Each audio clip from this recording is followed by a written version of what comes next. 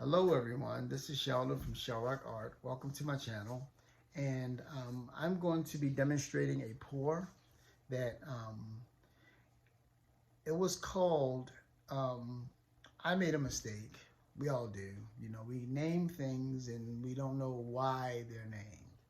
But I heard the name from someone else, and then of course I copied without wondering why they called it a name. And then someone said that a while back, you know, years ago, it was what I was doing was called another type. So what I end up figuring out is that the sort of my first pour was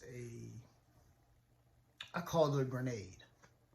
When a grenade is actually like a push pin is inside the side of a cup previously, and then after you flip the cup, you pull the pin and all the paint comes out. And you can do that, you know, as a regular flip cup on top of a surface, whatever. However, when you're working with the other paint, when you flip it and you pour a puddle of the base paint around the base of the cup, and so that the colors run underneath the base, just as you slowly lift the cup up. You don't lift it all the way up. You just slowly lift it up so it can all run slowly underneath. She called it a immersion or submersion pour. I looked at one of her videos, and it was Priscilla. I just can't get the name. Please forgive me, Priscilla. You just joined our team, and I'm sorry I can't get your name right off, but thank you for the correction, because sometimes we make mistakes and we need the correct terms for certain things. So one of the ways we found out the correct terms is to understand why the names are called that way. So I'm still trying to figure out some of the other swipes, the whole plethora of swipes that are out there, and why they're called that. So to me, a swipe is a swipe, and you can go left, right, up, down, zigzaggy, whatever.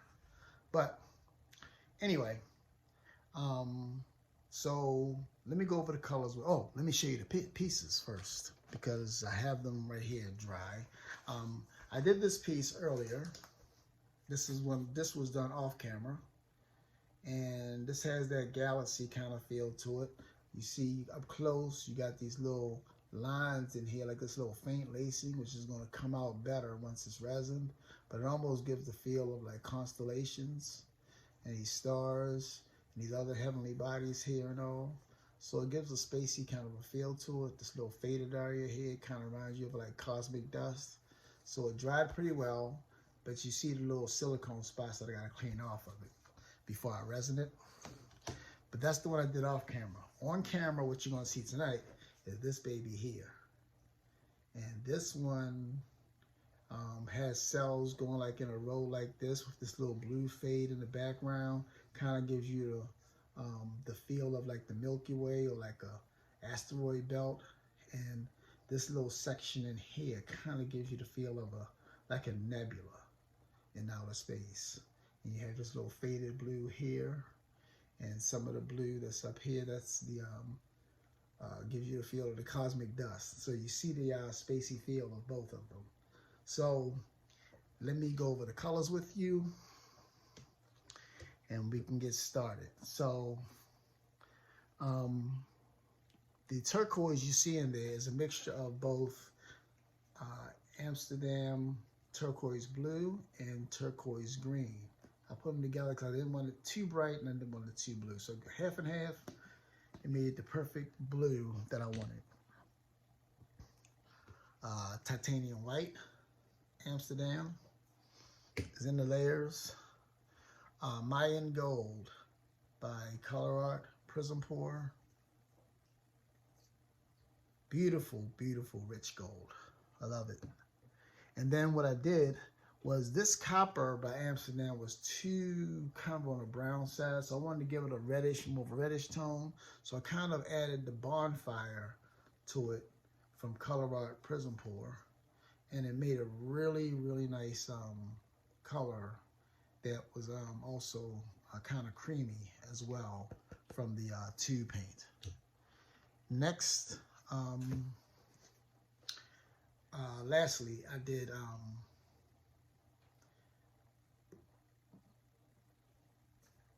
what's this? Permanent red violet, Amsterdam. Now, even though I did not mention it in the video, I did use, one second, I'll show you.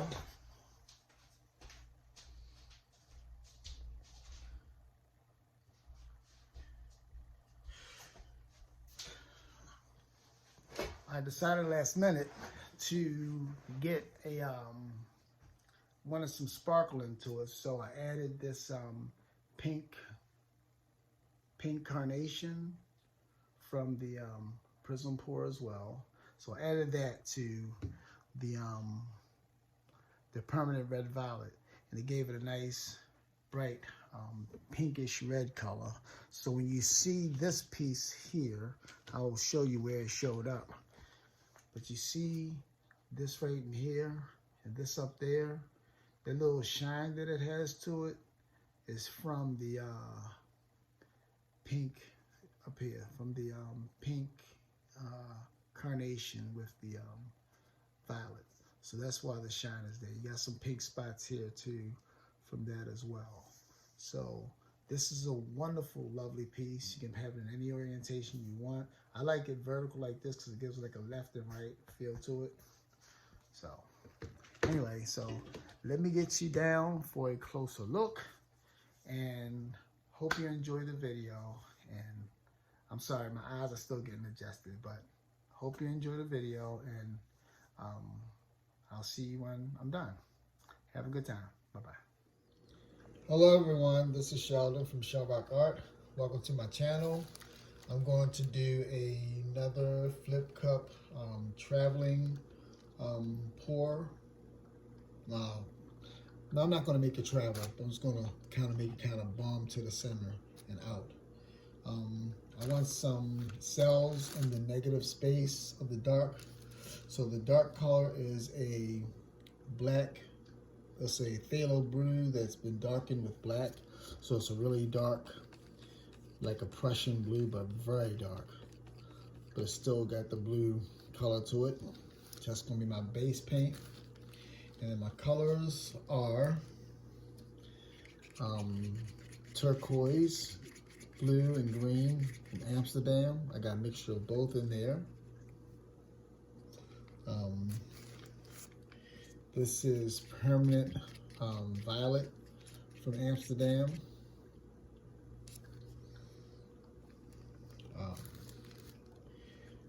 This is called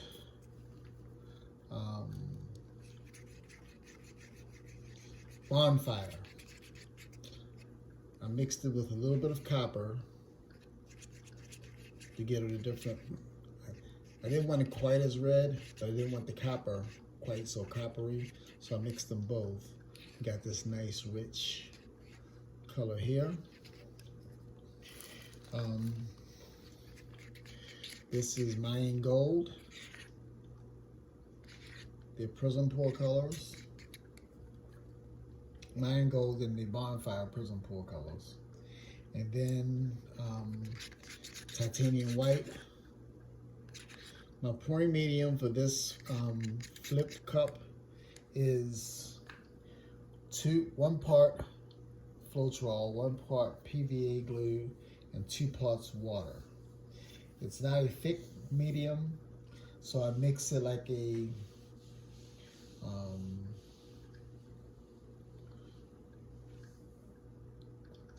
60-40 with the paint.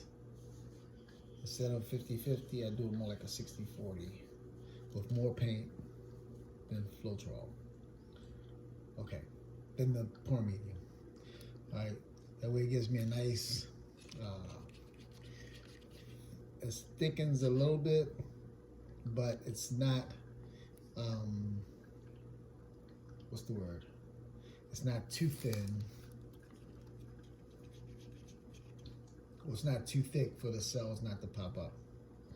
So I'm gonna layer my cup now. I just put a base layer of the black and blue. Now we'll put a little bit of the Bonfire in. Follow that up by the Turquoise.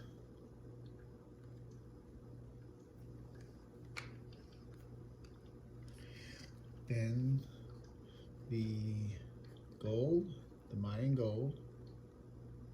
Blue and gold always look so wonderful together. Then the permanent violet.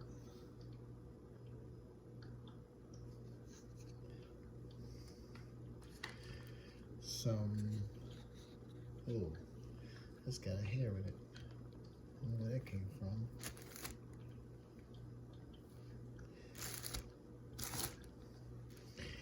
All of my long Goldilocks of hair. Titanium white. We get a little bit more of the, I guess the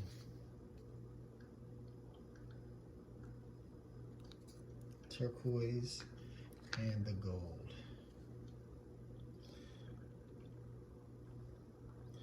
On my tester piece, the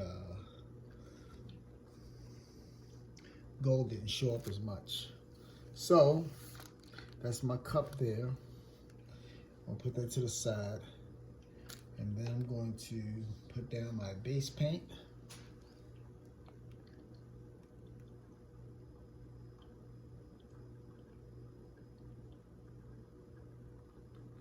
Not a lot, save some for a little later.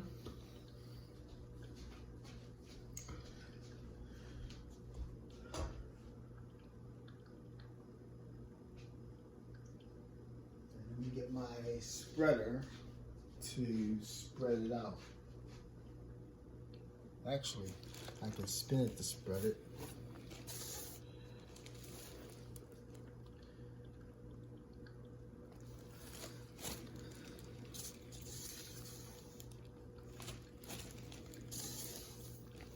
That's even better. I can just touch these sides up here. Good.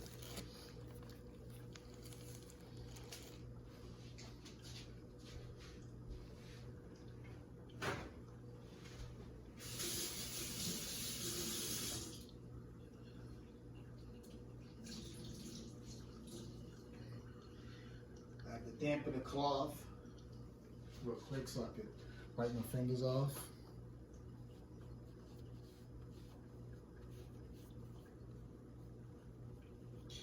Okay, so now let's kind of flip her right in the center. Nope. Yeah, I'll flip you right. Should I flip it?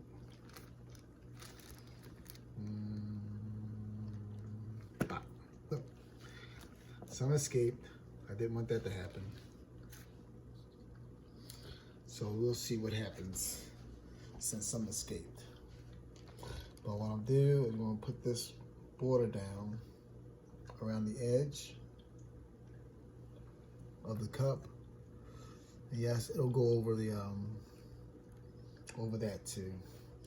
I'm not overly concerned about this edge here because I believe that'll tip off.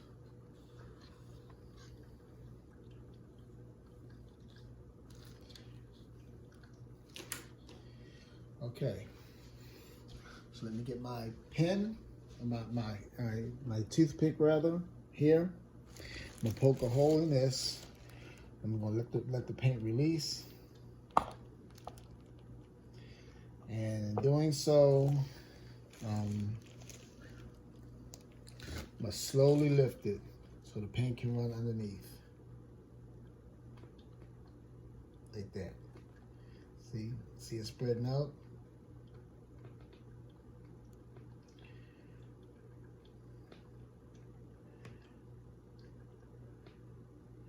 Good. I'll lift the edge off. We have a nice little design in the center, which has some pretty lacing and all.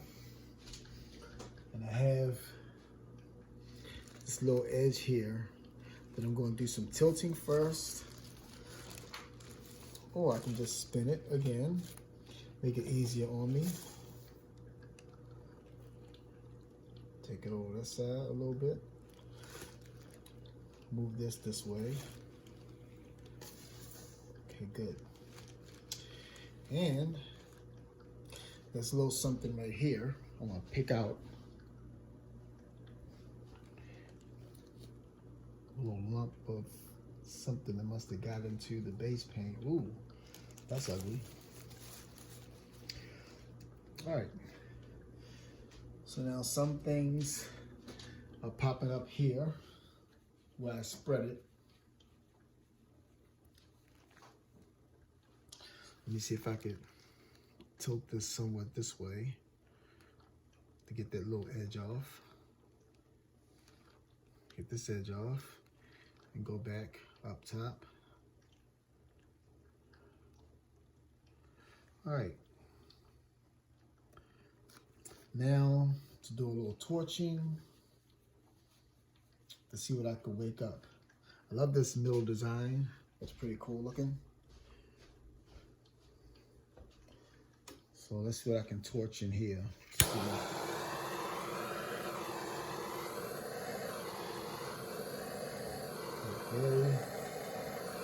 Very lick.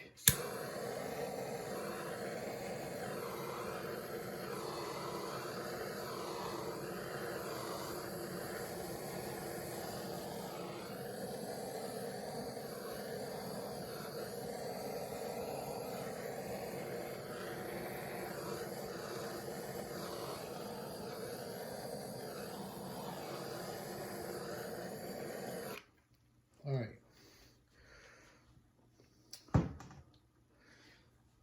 So now I'll let those cells grow a little bit.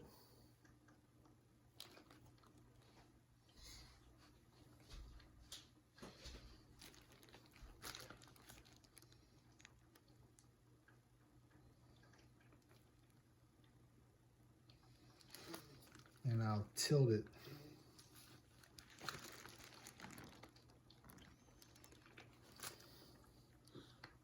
Did something come there?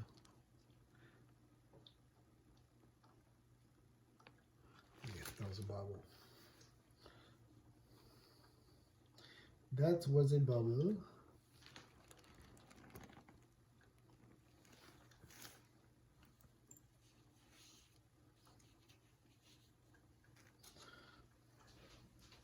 So some of the violet popped up in certain spots. A lot of the blue, the turquoise popped up. And that coppery, what did I call it? The bonfire and copper mixture popped up. I almost want to leave it like this, but let me do some more tilting, see if I can stretch those cells a little bit. So I'm just going to go back and forth.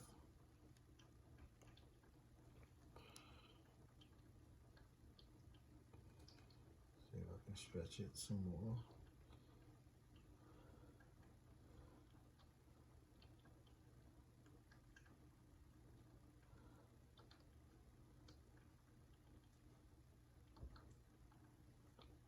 Slowly. As long as you move slow, you can get your composition in a certain way you want it. And see how that's coming off that edge? I'm just taking off some excess paint. But as I do so, it's stretching out some of these cells as well. Like that. And then I'm bring it back to the center without making the cells too wonky.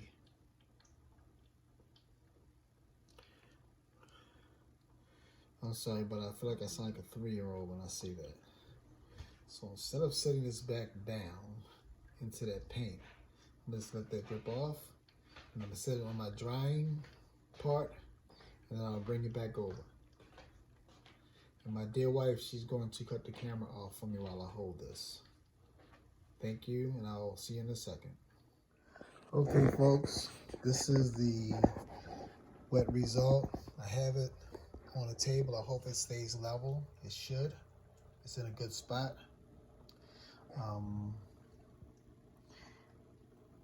But look at how those cells stayed nice and circular.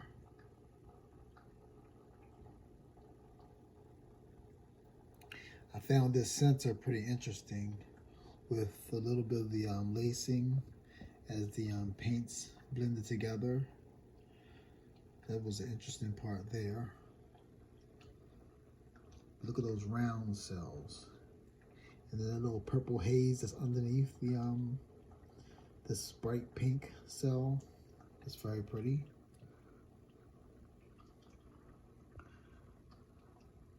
That bonfire with that coppery color to it. That orange against that blue for contrast. Some of that gold in the middle. Yeah, this is a very beautiful piece. And it kind of reminds me of the one I did a little bit earlier. That was like a galaxy type pour. This is kind of galactic too. So maybe if I can do this repeatedly, I'll make myself a galactic series. This looks more like a nebula in the sky. And there's like an asteroid trail coming through here. That's what it reminds me of. And then this is one I did earlier. Not as many cells, but look at that haze underneath the cells. Almost like that Milky Way type haze. And it still has that funky shape in the middle from where the cup was. It just adds some nice interest to the piece. So that's one I did. That's one I did earlier, and this is the one I did as a larger piece, which has more cells. I expected it to. But there you have it, folks. I'm glad you were watching me. Thank you for. Oh, I did this earlier, and the piece did not come out the way I wanted it because the cells weren't as sharp. So I think I had to do something more with my pouring medium to get it more like this. So you see it in the picture? Well, you saw it in the frame, so I figured I'd show it to you. So thank you for watching, and this is Sheldon from ColourArte, and have a great evening. Bye-bye.